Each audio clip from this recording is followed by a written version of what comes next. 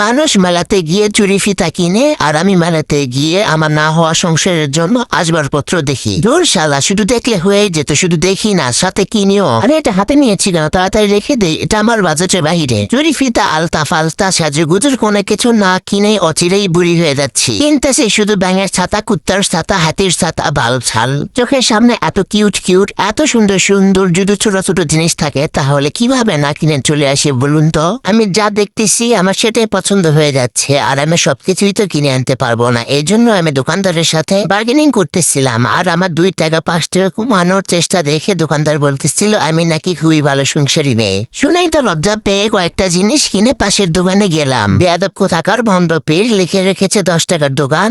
আরে বিশ্বাস করে ভিতরে গিয়ে দেখি 10 টাকার তেমন একটা ভালো কোনো প্রোডাক্ট নেই, দিয়ে রাখছে ব্যাঙের ছাতা, আর ভালো প্রোডাক্টের দাম যা ইচ্ছা তা। আরে আমি যেখানে যাই সেখানে শুধু খাবারের জিনিসই দেখতে পাই, খাদক মানুষ হলে যা হয় আর কি।